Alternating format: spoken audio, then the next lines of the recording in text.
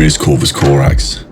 For millennia, Corax has been a phantom, a legend whispered in hushed tones among his scattered legionaries, and a source of dread for his enemies. His disappearance after the Siege of Terra, his subsequent descent into the shadowy depths of the Eye of Terror, and his rumoured involvement in the ongoing struggles against chaos have all fueled an insatiable curiosity. As a devoted student of the Horus Heresy and the subsequent millennia of galactic warfare, I've spent countless hours poring over ancient texts, deciphering cryptic data slates, and piecing together the fragmented puzzle of Corax's fate. Today I want to share my current understanding, a deep dive into where I believe Corvus Corax truly is right now, and the current state of the era in the 41st millennium. To understand Corax's present, we must first acknowledge his past. Corvus Corax was a Primarch of striking duality. Unlike Chaos, his home world, now called Deliverance, he was a liberator, an artisan of freedom who rose against oppressive rule. His inherent drive for justice and the breaking of chains carried into his role as Primarch of the Raven Guard.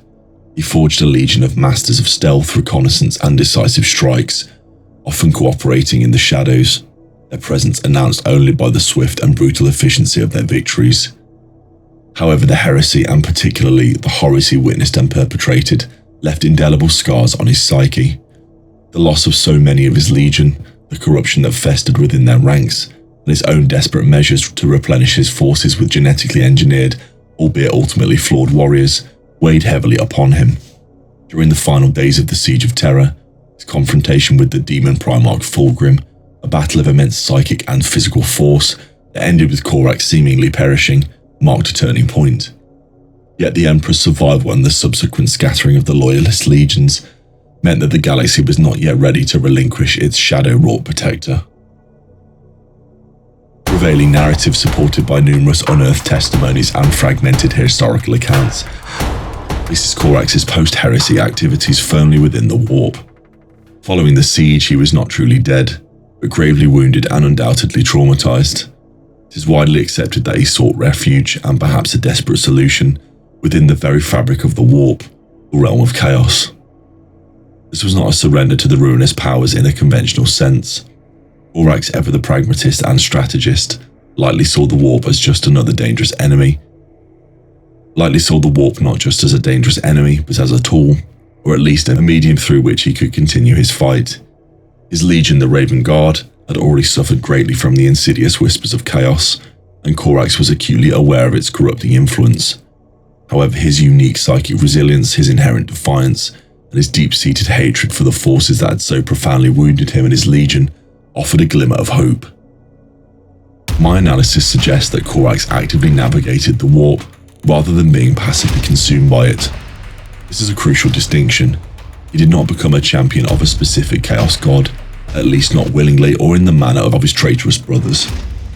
Instead, he likely sought to understand, perhaps even to harness, the volatile energies of the warp for his own purposes.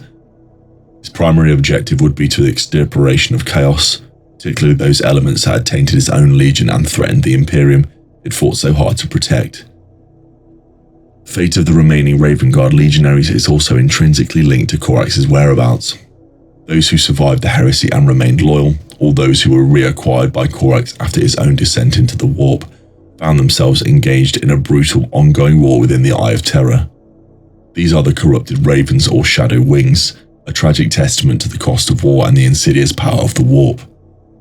Corax, during his time within the Eye, is believed to have attempted to forge his remaining legion into a weapon capable of striking at the heart of chaos from within its own domain.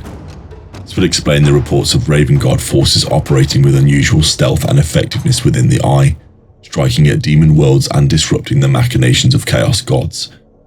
However, it is also within the Eye that the ultimate corruption, or at least the profound warping of his very being, likely occurred. Psychic energies of the Eye of Terror are not inert.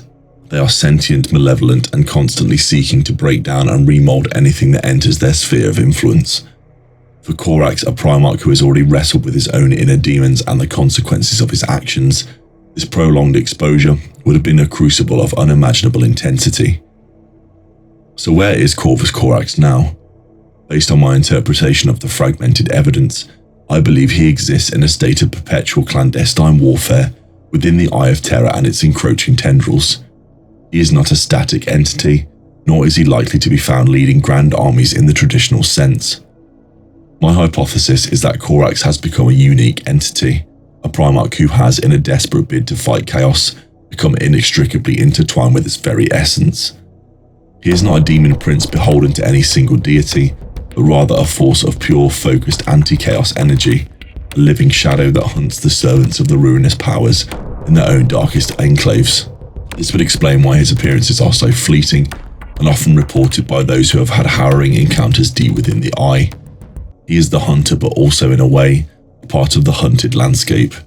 His methods would be brutal, efficient, and utterly unforgiving, mirroring the nature of the foes he combats.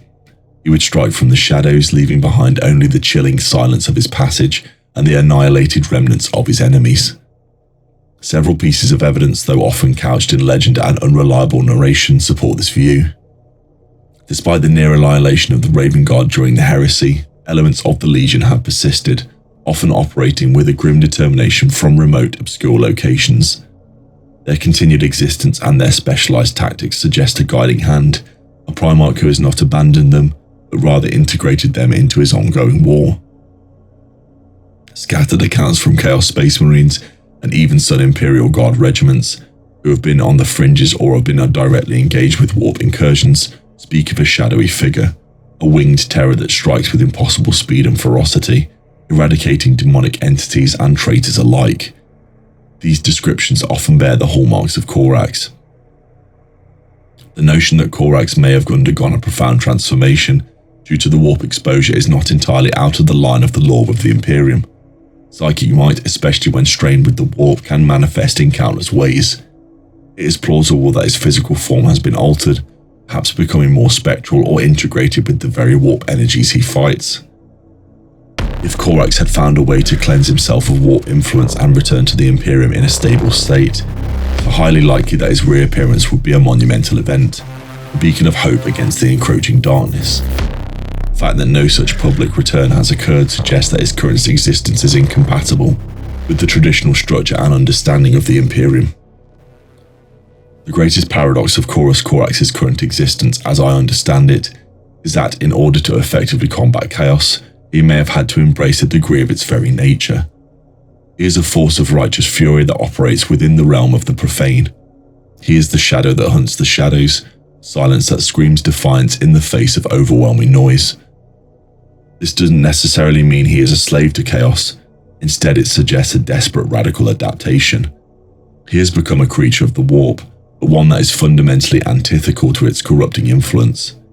He is a predator that has learned to swim in the deepest, most toxic waters, not to become them, but to destroy what resides within them. What does this mean for the future? Corax's continued presence, however elusive, is a significant factor in the ongoing struggle against chaos. He is a perpetual thorn in the side of the ruinous powers, a constant threat operating on their own turf. His actions, though unseen and uncredited by the vast majority of the Imperium, likely have a tangible impact on the tides of the war within the Eye. Whether he will ever return to the Imperium in a form that is recognizable, or whether his existence is now eternally bound to the warp, remains a profound mystery. Perhaps his ultimate goal is not a triumphant return, but the slow, inexorable erosion of chaos from within. He is the embodiment of the Raven Guard's tenacity and their willingness to embrace the darkness, bring forth the light. In conclusion, my deep dive into the whereabouts of Corvus Corax leads me to believe that he is not lost, nor is he fully fallen. He is a Primarch engaged in a desperate, unending war, existing in a state of profound warp entanglement, forever hunting the enemies of mankind from the very heart of their domain. He is the shadowed sentinel, a whisper of defiance in the face of oblivion, and his continued struggle, however unseen, is a testament to the enduring spirit of the Raven Guard and the unyielding will of a Primarch. The galaxy may not see him, but he is out there, a silent, deadly force, weaving his shadow path through the maelstrom of the 41st millennium. This archive has now been fully decoded. Continue your journey into the librarium with the video displayed on screen. The vast wealth of the archives continues to reveal new knowledge of the dark history of the 40K verse. In the grim dark of the far future, there is only war.